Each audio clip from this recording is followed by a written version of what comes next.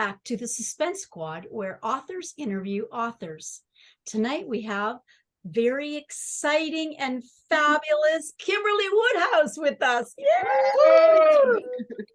We're so excited to have you with us tonight, Kimberley. Thank you. I'm really glad to be here. So your newest release is called 26 Below.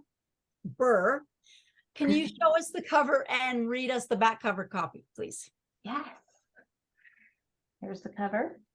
Ooh, such a cool cover. I love that cover. That's a great cover. I think they did a really great job with They the cover. did, yeah. They did a great job with the cover. A curse, a killer, a chill in the air. Temps are dropping and time is running out. In her new role as Emergency Operations Center Director for Fairbanks, Alaska, Darcy Phillips prevents disasters, but none of her training can prepare her for the terror that's coming.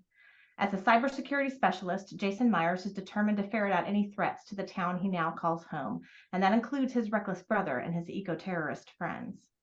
When an old woman's wild prediction, widespread destruction as soon as the Fairbanks temperature falls to 26 below, hits national headlines, neither Darcy nor Jason sees a real risk to anything but tourism. Then the bodies start dropping. Darcy is relying on her experience and intelligence to stop a killer. Jason is relying on God to guide the way, but they'll have to work together to find the truth and prevent their Alaskan town from becoming a city of nightmares. Ooh. Sounds good.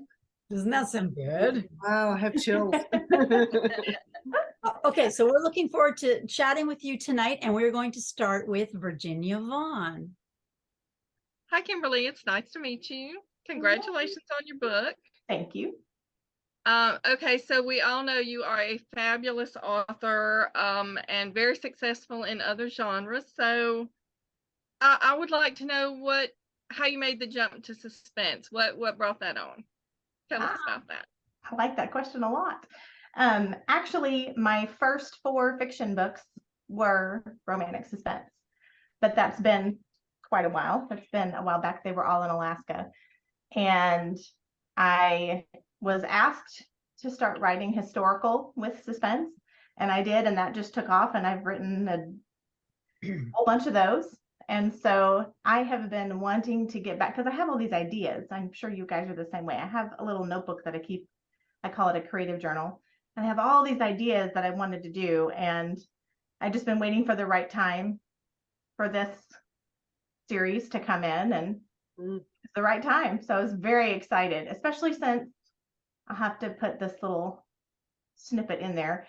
My daughter got married 3 years ago now, this summer, and she married one of my best friend's sons, who is a cyber officer in the Army.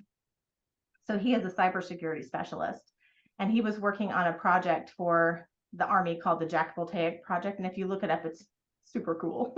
It's really neat what they were doing to prepare governments and cities and everybody how to prevent this kind of a thing, but also how to know how to respond, because most of the time this is something that you can't stop before it actually happens.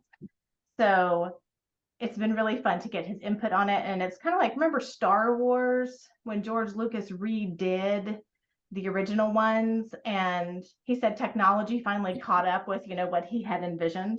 So it's, this story started in my brain in 2009. So that's been a while.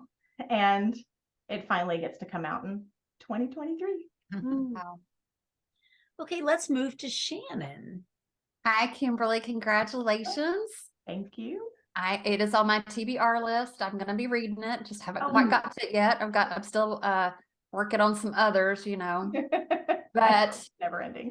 It's never ending, right? We're always like that. Okay. So my question for you is, what was your favorite part about Alaska that you researched, and how did you use that in your story? Because Alaska seems to be a hot setting right now. So how did you come to just pick that and roll with it? Well, I picked it because we used to live there, and we actually lived in the bush on an island in the Aleutian chain, and we also lived in the city. So we had experienced kind of all areas of Alaska and with the natives and other people in Alaska. And so the biggest complaint that I heard, because I was writing, while we lived up there, is the fact that Alaskans hated it when they'd get so excited about fiction that took place in their state, and then it wasn't accurate. And so they really wanted, you know, Alaskan fiction to be accurate. And so that became my goal, was like, I want to show Alaska how it really is, not just during tourist season, you know, not just during the times when people come and visit and all of that. And so Alaska is just imprinted on my heart after living there and spending so much time there, and my friends are there, and Tracy Peterson and I write a lot of books together in Alaska as well, and we go back all the time, so we spend a lot of time there. Some of my very best friends are there, and for me it's capturing, I think, the essence of our largest state, you know, because most people really don't get it. It's a completely different culture. So take me, for instance, I'm from South Louisiana, like South Louisiana, and we have a daughter. And when she was born, we found out a little bit later she couldn't sweat. And the doctors all started joking, saying, you should move to a place like Alaska. Wouldn't you know? That was where we ended up. But moving from Louisiana to Alaska, this really kind of paints the picture for you, because in Louisiana, everybody thought that people in Alaska had 6 months of no sun, you know, 6 months of darkness, 6 months of sunlight. They thought that everybody lived in igloos, and, you know, just the stereotype and all of these things that you think of. We moved to Alaska, and all the people thought that all of us from Louisiana had alligators for pets, and we all lived on the bayou and had to row our way around in our pea you know, to get to school and everything. It's funny how things get portrayed. We do that, don't we? We get these ideas in our head. Things in our mind, and